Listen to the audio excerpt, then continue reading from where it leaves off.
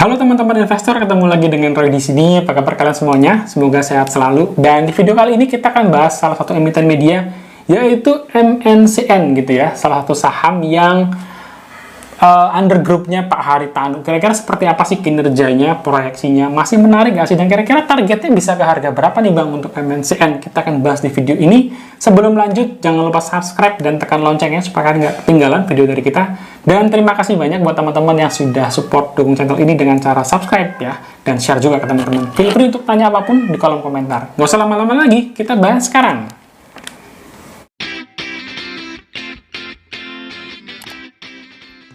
Langsung aja teman-teman kita pindah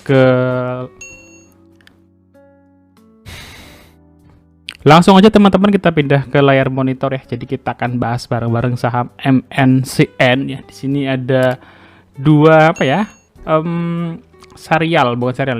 layanan produksi unggulan lah ya di MNCN gitu, khususnya RCTI, yaitu drama yang sedang hits ya, Ikatan Cinta. Ini kayaknya ibu-ibu banyak yang kalau habis pulang kerja suka nonton Ikatan Cinta gitu ya. Dan kalau saya lebih sukanya nonton yang kontes ya, MasterChef, Indonesian Idol, X Factor gitu. Itu menurut saya bagus juga gitu ya. Dan kita akan mulai dari sekilas perusahaan ya. Jadi di dalam annual reportnya MNCN 2021 ya, mereka itu punya satu tema namanya fondasi untuk satu dekade ke depan ya. Satu dekade ke depan itu ternyata mereka banyak ngomongin tentang digitalisasi teman-teman ya, dimana mereka memproduksi konten-konten digital, mengkonsolidasikan bisnis digitalnya ya menjadi MSIN ya, semua aset digitalnya di bawah MSIN, dan MSIN itu masih di bawahnya MNCN teman-teman ya, grup anak usahanya MNCN. Jadi buat teman-teman yang bingung kenapa MSIN-nya tiba-tiba naik tinggi, ya karena ada corporate action tersebut gitu ya. Kemudian mereka juga ngomongin soal bagaimana pencapaian mereka di 2021 yang berhasil recovery dari pandemi. Nanti kita akan bahas lebih lanjut. Itu sih intinya dari annual reportnya MNCN. Dan MNCN ini tentu saja ya teman-teman udah pada kenal mudah-mudahan, yaitu perusahaan yang menjalankan bidang itu di media berbasis iklan, kemudian memproduksi konten-kontennya, mendistribusikan ya. Jadi pendistribusikan itu kontennya sekarang luas, ada FTA, free to air ya. Mereka punya 4 stasiun, yaitu RCTI ini yang paling familiar ya, MNC TV, GTV, dan iNews. Jadi ini ada 4 FTA-nya mereka nih. Ini yang sering tayang-tayang di televisi yang kita bisa dapat gratis gitu ya, televisinya dari antena gitu ya. Nah, di samping itu sebenarnya mereka mulai merambah bisnis media-media yang lain teman-teman. Yang paling getol menurut saya adalah media ini. Kalau kita lihat catatan medianya mereka luar biasa ya. Subscriber di all MNC Group itu sudah 162 juta. Untuk followernya TikToknya mereka malah 220 juta. Ini kalau misalkan semuanya identik, berarti lebih dari setengah populasi Indonesia subscribe ke TikToknya MNC Group ya. Ini luar biasa ya. Kemudian untuk portal, mereka punya banyak portal ya. Yang paling familiar, mungkin teman-teman familiar dengan Okezone. Kalau kalian investor tentu saja dengan IDX Channel ya. Jadi IDX Channel ini kerjasama antara BEI dengan MNC ya. Terbentuklah IDX Channel. Kemudian ada iNews, ini yang platform berita secara umum, Sindo News ya. Ada platform terkait Sportstar juga, dan Celebrity ID. Jadi ini tempatnya banyak berita-berita gosip lah seputar artis ya. Dan untuk MNC sendiri mereka ada 3 tapi sebenarnya lebih, kita bisa gampang jadi 2 aja sih sebenarnya, free to air dan digital.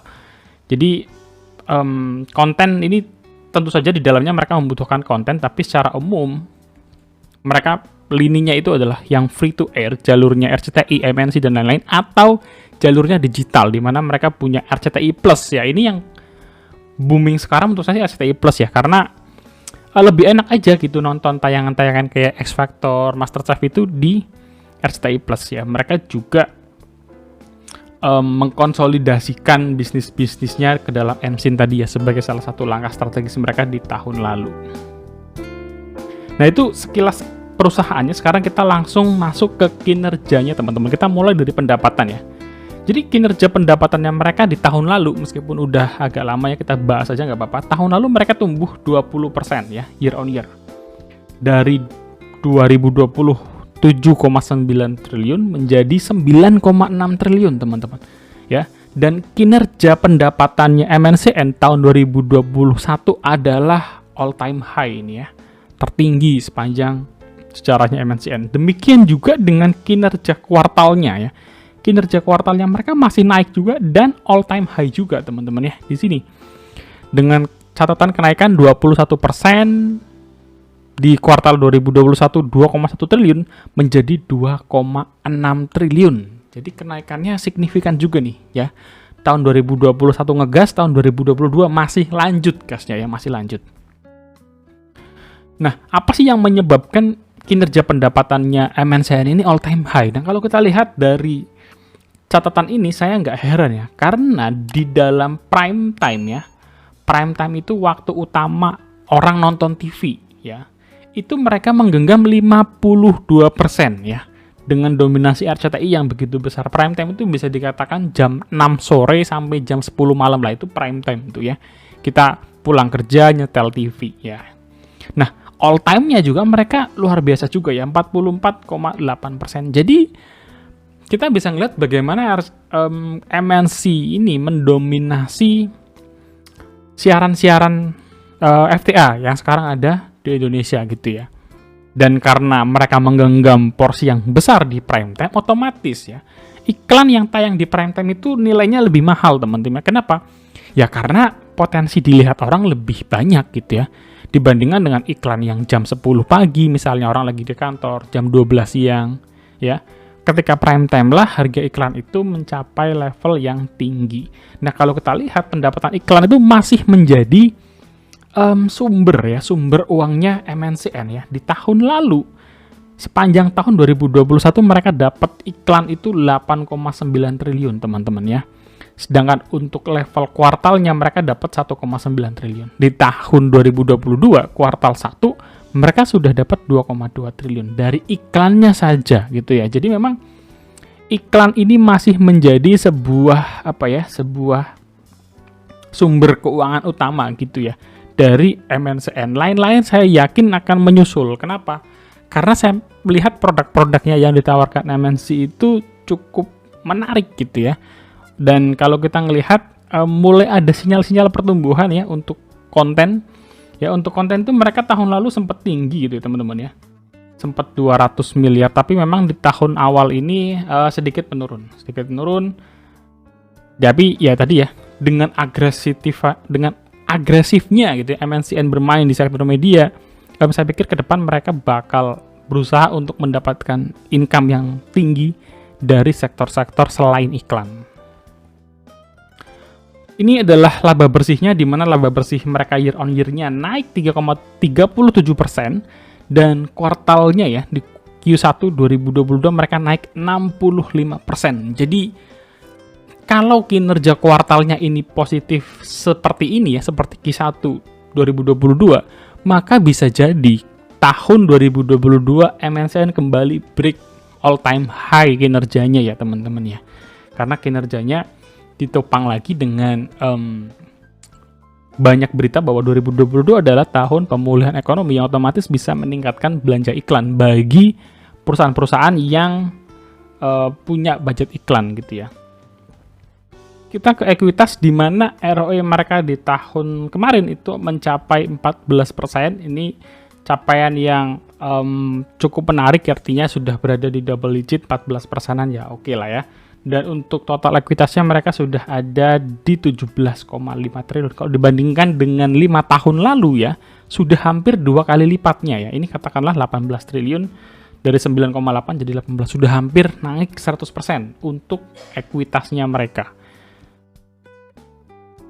Sedangkan liabilitasnya perusahaan ini menurut saya sangat sehat kalau ngomongin urusan utang ya. Karena di dalam 5 tahun terakhir pun mereka nggak pernah lewat dari setengah ya. Di tahun 2021 bahkan di 0,16 kali saja. Liabilitasnya 3,8 triliun. Jadi sangat sehat kalau ngomongin liabilitas di MNCN. Total asetnya ROA terakhirnya mencapai 11% ya. Rata-rata mereka memang nggak jauh-jauh dari 10 sampai 12%. Dan total asetnya mereka sekarang sudah punya aset 21,3 triliun ya. Cuman sayangnya kasnya mereka 1,2 triliun, jadi kasnya kurang besar, hanya 1,2 triliun. Nanti ini akan berkaitan dengan dividen. Kalau kasnya nggak terlalu besar, maka dividennya maka juga nggak akan besar-besar banget juga, teman-teman ya. Ini adalah profitability-nya, di mana secara 5 tahunan net profit margin MNCN itu cukup bagus ya, 22%. Kuartal kemarin gross profit margin-nya ada di 59,05%. Jadi bisa dikatakan perusahaan ini cukup stabil gitu ya. Net profit margin-nya di kisaran 20 sampai 25%, dan IPS-nya mereka di tahun 2021 full year-nya adalah Rp157. Ini juga menjadi IPS tertingginya mereka ya sepanjang sejarah. Dan kalau seperti tadi ya, kalau proyeksi kinerjanya mereka bagus terus ya, Q1, Q2, Q3, Q4, otomatis IPS-nya akan naik.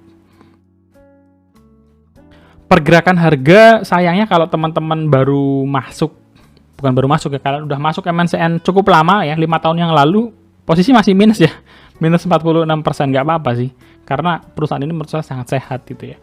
Dan di dalam jangka pendek, 6 bulan terakhir mereka sudah bergerak 8,79%. Seperti tadi yang kita bahas ketika melihat saldo kasnya, karena saldo kasnya kecil, maka dividen mereka juga kecil ya. Di tahun ini juga kemungkinan nggak akan besar ya. Tahun lalu tuh mereka payout ratio-nya hanya 6,89%. Ini kalau naik jadi 30% udah bagus gitu ya untuk MNCN. Ini adalah valuasinya, dimana kalau kita menggunakan PI deviasi 5 tahun teman-teman ya, mereka sekarang posisinya under value. Memang sudah nggak semurah banget ketika di sini ya, di 800-an ya. Tapi menurut saya sekarang juga masih murah gitu ya, masih murah. Dengan harga rata-ratanya dia itu berada di kurang lebih 1.500-1.600 di sini ya.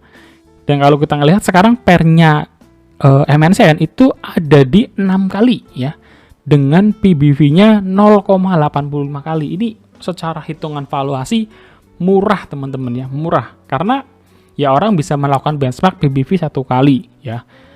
Misalkan PBV dikali per nggak boleh maksimal 22,5 kali, ini masih kecil sekali ya. Per kali PBV masih di bawah 10.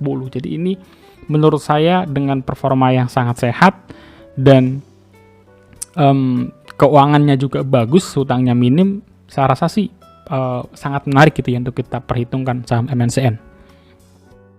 Kita bandingkan dengan kompetitor terdekatnya dia ya, yaitu SCMA. Kita bisa ngeliat di sini pernya MNCN tuh 6 kali, SCMA 15 kali ya. PBV-nya MNCN 0,85 ya, 0,85.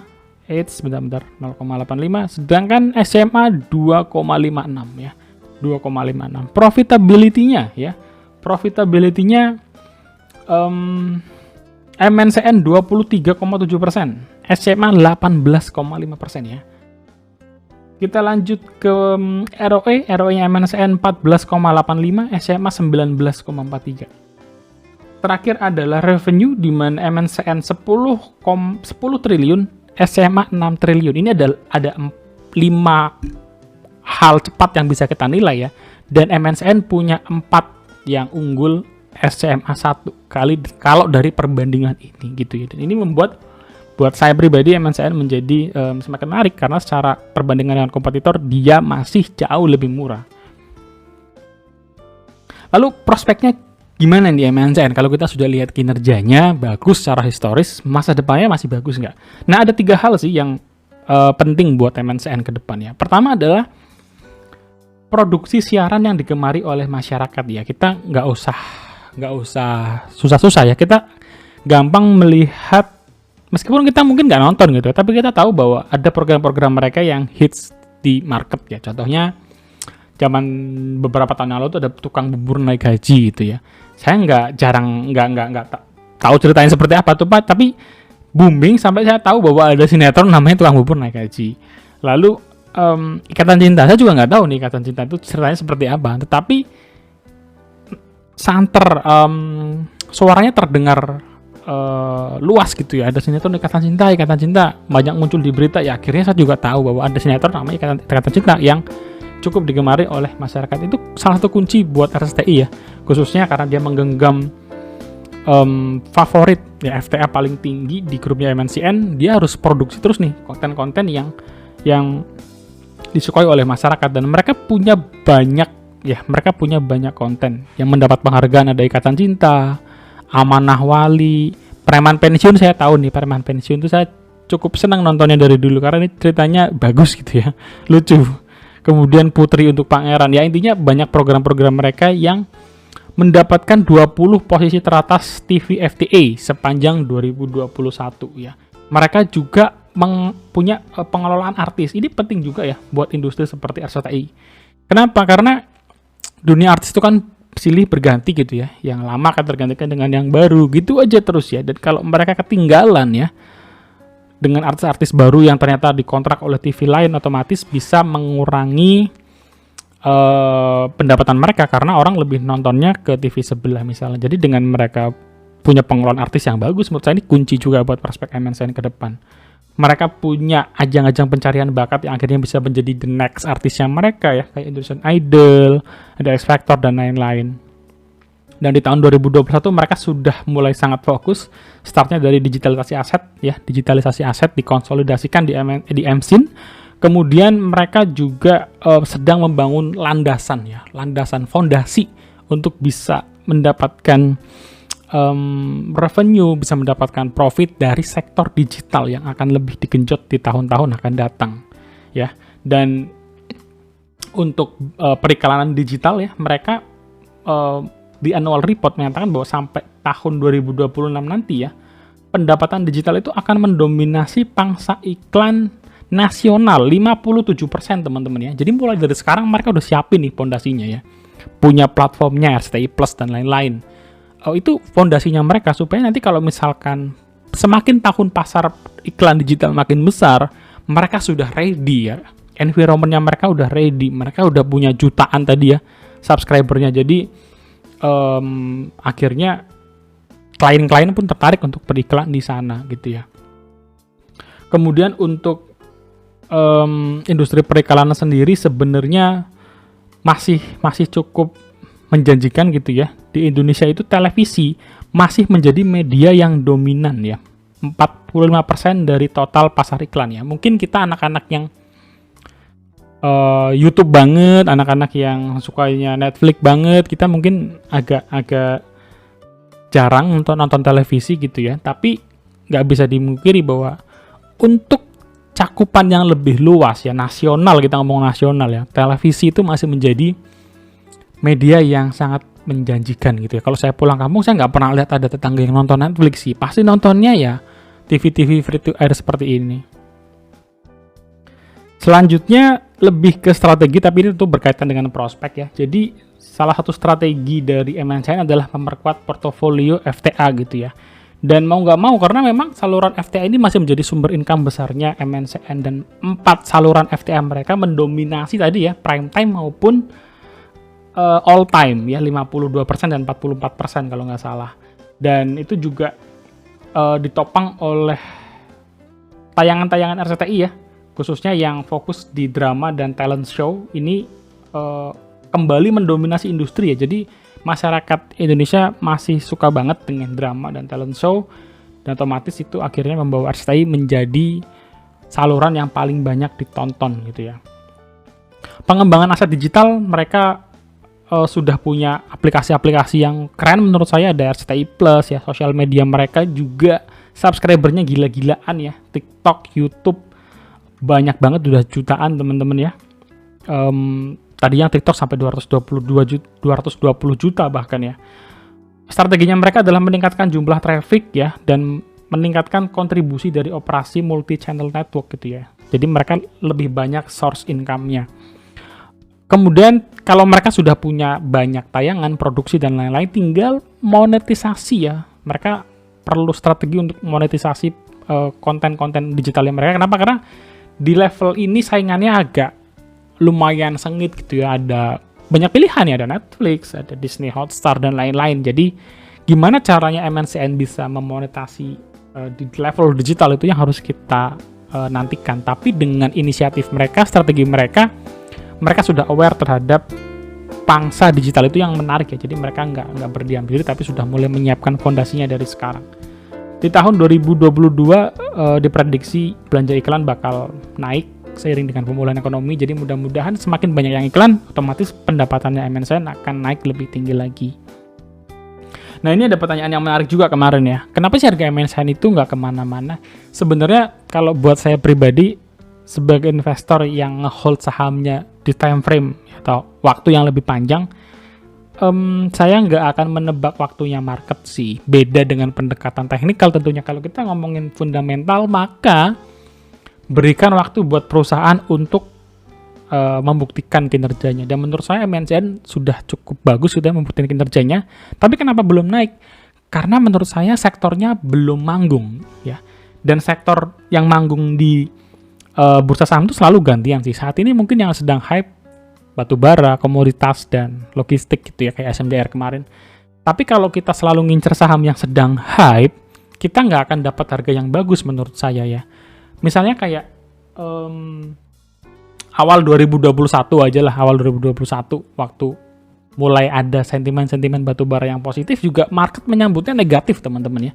Padahal saat itu Adaro 1000-an, sekarang Adaro 3000 loh ya, naik 200%. Nah, kalau kita ngambil Adaro ketika sudah sampai di 2000 ya, sekarang 3000, cuannya baru berapa? Baru 50%. Tapi kalau kita mulai ngambil Adaro di 1200, 1300, kita sudah punya bigger dari sana. Dan menurut saya kasusnya akan selalu seperti itu sih. Banyak saham-saham yang ketika mulai sentimennya masuk, investor ataupun market belum terlalu merespon, tapi nanti begitu sektornya jalan gitu ya, manggung, harganya udah naik, banyak yang akhirnya masuk ke sana. Dan saya lebih suka saya masuk ketika ya sentimennya belum ada tapi perusahaannya sehat gitu ya. Kesimpulan seperti apa? Ya, buat teman-teman sebelum lanjut, subscribe dulu, share, like ya. Kalian juga bisa komen, nanya gitu ya dengan data-data yang kita paparin di sini. Kalau mungkin ada pertanyaan, boleh tulis di kolom komentar. So, kesimpulan dari video ini, pertama menurut saya kinerja MNCN itu tumbuhnya positif ya. Bahkan menurut saya cukup mengesankan loh. Kenapa mengesankan? Karena 2021 kan iklan menurut saya belum modal iklannya perusahaan-perusahaan itu belum tinggi gitu ya, karena mereka masih recovery dari COVID juga. Tapi ternyata kinerjanya MNCN naik tuh ya, positif all time high kinerjanya. Jadi menurut saya kalau misalkan 2022 seperti ini lagi, mereka bakal mencatatkan rekor ATH lagi ya, kinerjanya semakin tinggi lagi. Kalau kinerja semakin tinggi lagi, book value per share-nya bakal naik teman-teman ya.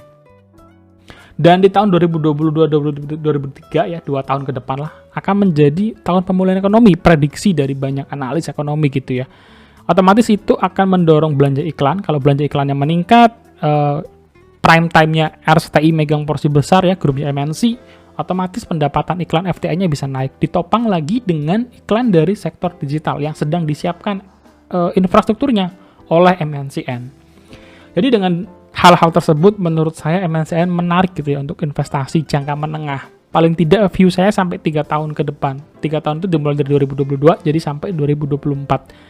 2024 itu ada tahun politik, ada pemilihan presiden, pasti banyak iklan berseliweran di FTA sudah pasti ini.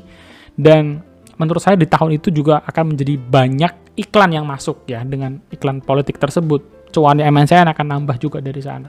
Harga sekarang sampai level 800-an itu menurut saya menarik banget ya, 800 sampai 1000. Jadi kalau kalian nungguin 800 ya boleh aja, terserah. Tapi kan kita nggak pernah tahu ya kapan harganya kembali turun atau lanjut naik, kita nggak tahu. Jadi sampai harga 1000 pun kita bisa cek tadi ya, PBV-nya masih 0,8, masih murah kalau menurut saya.